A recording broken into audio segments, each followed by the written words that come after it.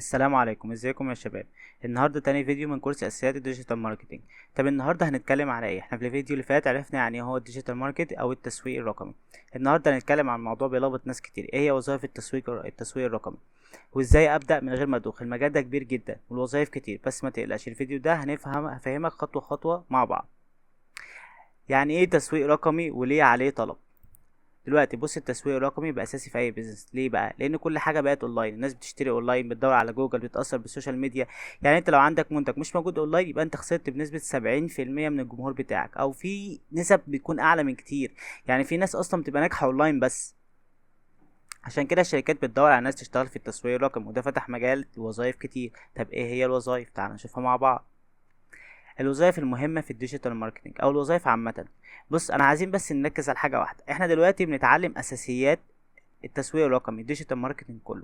احنا دلوقتي هنقول الوظائف، بس مش لازم كل حد يشوف الوظيفه اللي هو نفسه فيها. هو ده اساسي اكيد، يعني كل واحد بيشوف الكارير اللي هو نفسه يبدا فيه. الفكره كلها احنا هنشوف كل الوظائف، بعد كده مش هنعمل سكيب ليها، احنا هنكمل الكورس زي ما احنا، او احنا اي كورس عامه تاسيس ديجيتال ماركتنج عامه. ده هيسهل علينا ليه؟ ان احنا بناسس نفسنا. لما ناسس نفسنا صح ونعرف يعني ايه ماركتنج عامه، ساعتها اي كارير هنبدا فيه هيكون الموضوع سهل وبسيط ان شاء الله. اول حاجه، السوشيال ميديا سبيشالست. ده الشخص ايه اللي بيهتم بالسوشيال ميديا بتاعت الشركه. بيعمل ايه؟ بيكتب بوستات ويعمل محتوى يجذب الناس، يتابع التعليقات والرسائل ويشوف ايه البوست اللي جاب التفاعل وايه لا. مثلا لو مطعم عايز يزود الزباين هيعمل لها بوستات عن طريق عروض الاكل مع صور وفيديوهات تشد الناس. تاني حاجه، هو بيتابع التعليقات. في فرق ان هو بيتابع التعليقات وان هو بيرد عليها. اللي بيرد عليها ده وظيفه حد تاني اسمه مودريتور. بيتابع التعليقات، بيشوف التعليقات الايجابيه والسلبيه، بيشوف التعليقات هل احنا بنرد بطريقه مناسبه. البوست هو مش بيكتبها وخلاص، هو بيكتبها بناء على محتوى السي او كونتنت رايتر، الاتنين بيكونوا منسقين مع بعض. ويعمل محتوى يجذب الناس، بيشوف الترند، بيشوف ايه اللي موجود دلوقتي الناس بتتفرج عليه ويقدر يعمل زيه او يبتكر حاجه جديده.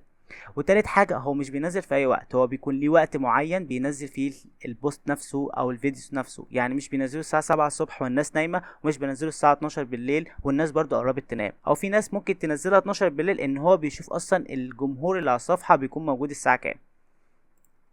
تعال نشوف تاني وظيفة، الميديا باير، المسؤول عن الاعلانات المدفوعة. ده بيعمل اعلانات على كل منصات السوشيال ميديا، من الفيسبوك وانستجرام وجوجل ويوتيوب وهكذا، وسناب شات كمان.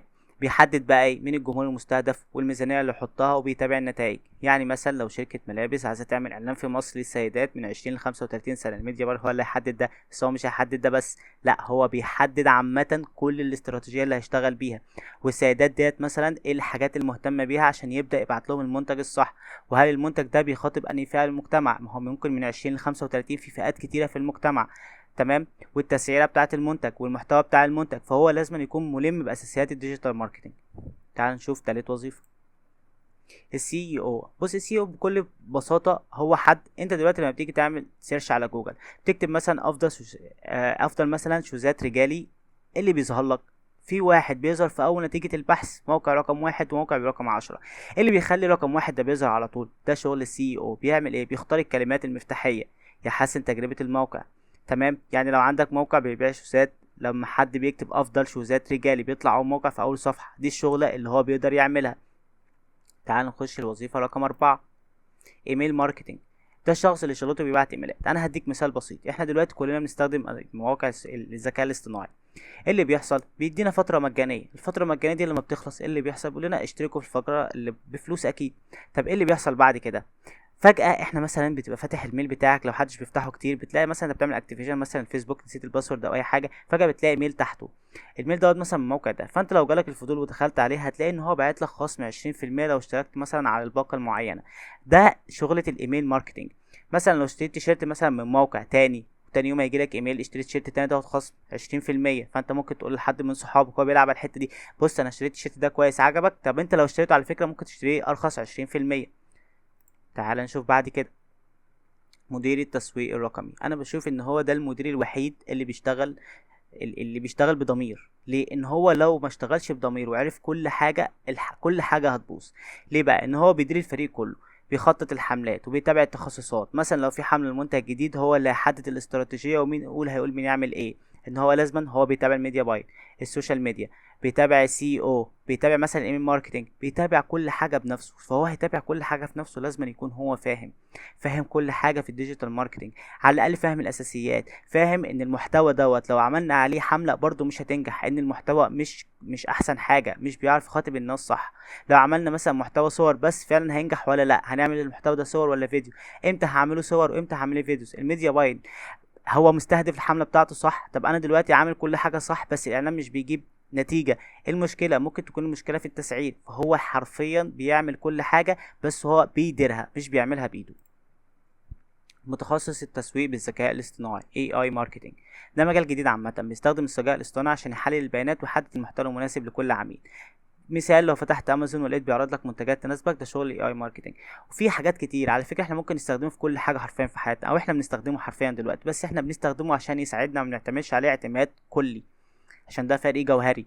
الفكره كلها اللي انت مثلا بتستخدمه، انت عملت اعلان على الفيسبوك، بدات ان انت تشوف فيديو على اليوتيوب ازاي اعمل اعلان، وبدات تعمل الاعلان ازاي تحلله. انت ممكن تاخد تحليل الاعلان دوت من الميتا بيزنس، تاخده وتحطه على ChatGPT، هو يديك تحليل، بس هيديك تحليل انت مش هتفهمه، بس هيقول لك تعمل ايه.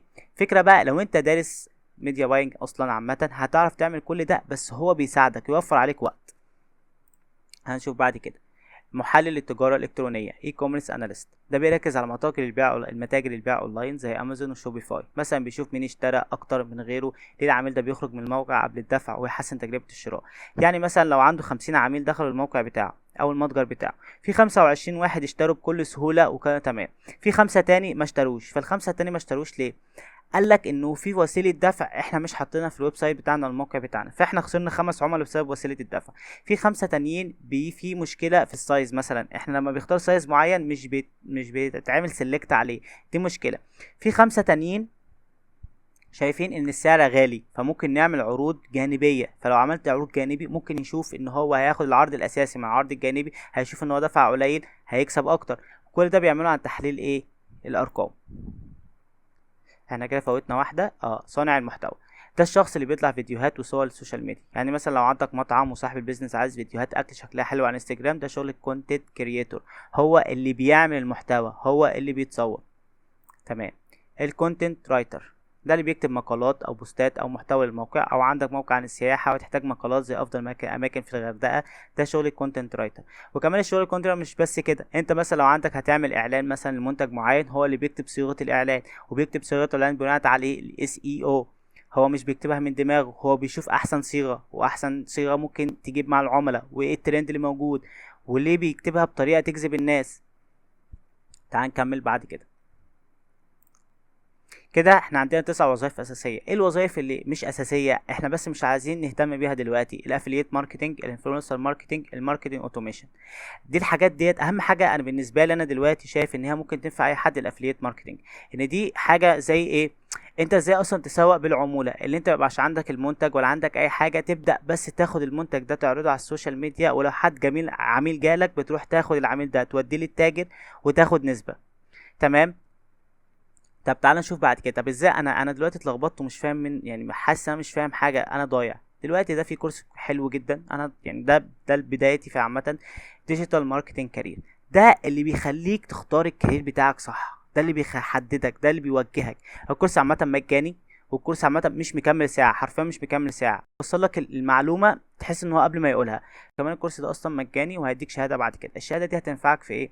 ان اللي هيشوف السي في بتاعك او البورتفوليو بتاعك بعدين ان شاء الله، هيشوف اللي انت بدات ديجيتال ماركتنج منين. لا انا بداته من حد فاهم وحد مهم جدا في المجال. عارف لما حد بياخدك من ايدك كده وبيوجهك للمكان الصح، هو الكورس ده هيعمل لك كده. حرفيا هي ساعة انا خلصته مثلا في يوم، قعدت يوم كده شفت كل حاجة. وهتلاقي الوظائف اللي انا ذكرتها في جزء منه هو شارحها باحترافية اكتر مني ب1000 مرة. وكده انا خلصت الفيديو، وان شاء الله لو في اي اسئله ممكن تسيبها لي في الكومنت. والسلام عليكم ورحمه الله وبركاته.